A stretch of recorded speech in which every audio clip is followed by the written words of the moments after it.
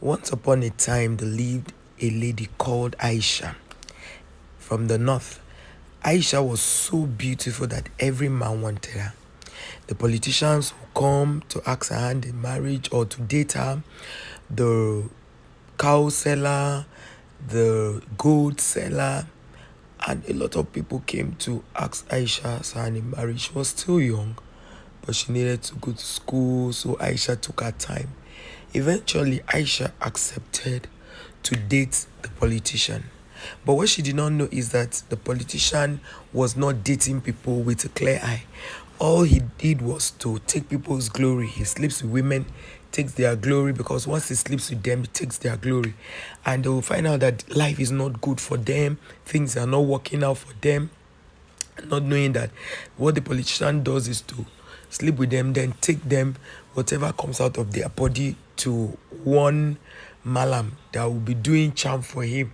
So one day, Aisha decided to visit the politician, and when she got back, she discovered that she was feeling feverish. She was so sick.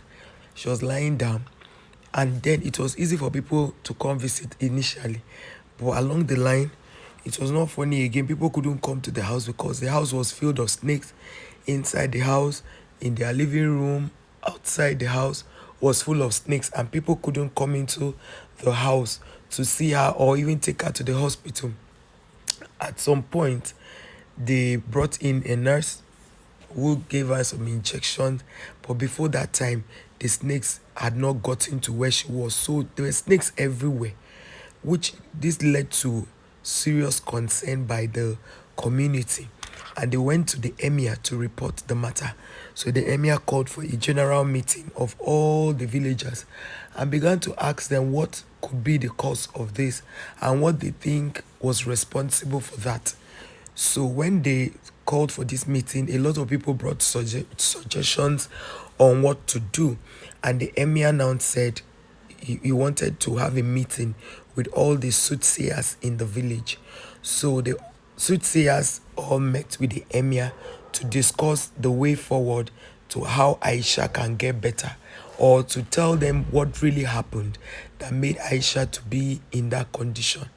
So immediately the soothsayers heard that the emir had called them for a meeting. They came for that meeting and discussed. They came to a conclusion that they were going to find out the solution, which they did. Immediately they found out the solution. The man was being summoned by the emir, and they gave him all the necessary punishment he needed to have.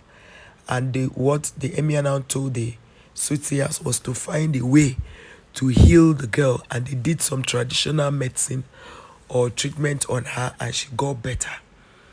A few months down, she met a different man entirely, who later got married to her. But before the marriage ceremony, she became so, tired about everything and was scared of even getting into a relationship. So she met this guy. The guy was serious to marry her, and they had a very lavish, event where they did a big tradition at their marriage rites. Everything was done. They gave them cars for their gifts. They gave them boxes of gold, some full of fabrics, some full of gold. They gave them a house as a gift, and the event went so well. And now she saw that her sisters, everybody, all the maidens were there to dance with her. She dressed in different, outfits with her husband. They even knelt for their parents to pray for them. It was really a lavish event, a big one at that. So they, after the event, months later, Aisha took in, she conceived of twins, like she was carrying twins. And when she noticed that, they went to the hospital and she gave birth. Normally the people from the north, a lot of them like to give birth by themselves. They don't like going to the hospital, some of them in the village. not the learned ones. Most of the ones in the village, they will tell you they can push by themselves. Some will tell you that they don't want to do CS, they will give birth by themselves. So Aisha went to the hospital, she gave birth and had her twin babies rather. So Aisha, you know, was happy, her husband was happy, and Aisha decided to, use her leisure time to educate the younger girls of the dangers of dating men they don't know, or dating people who have flashy lifestyles because they have money. It was okay for them to look for good jobs to do, to be self-employed, so that they don't fall into the hands of that somebody like the politician who used her destiny for snakes.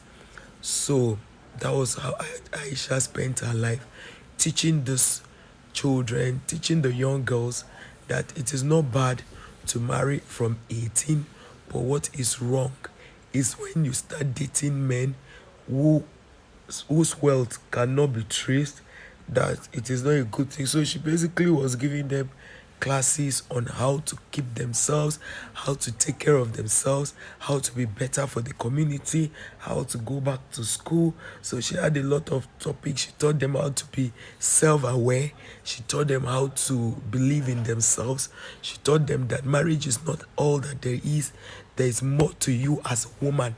So she taught them how to believe in themselves also. And here is the thing, a lot of parents have made their children to go into this kind of lifestyle because of poverty. Because I would still say the prevailing things that cause ladies to sell themselves is poverty. Some of those girls is not poverty but greed, because I know of a lot of women who come from well-to-do homes but they still want more, so they go about frolicking with all these rich men and thinking that all that glitters is gold. All that glitters is not gold. And that is why a lot of them get into problem. You see that a lot of women are so beautiful, but no man is coming to seek their hand in marriage. Some of them have sold their lives, but they didn't know. The fact that you can actually date a man without having to have a carnal knowledge of him. So most of the monies they give, these men give all those girls, are monies that they have put into one shrine or the other. They are monies that are fetish. They are from their fetish things, or fetish occult, or fetish belongings, or anything that they are doing that is not good. That's where they bring these monies from. And when they give you this monies, it cannot take you anywhere. Rather, it would, puts you to more problems. So, sex is a spiritual thing.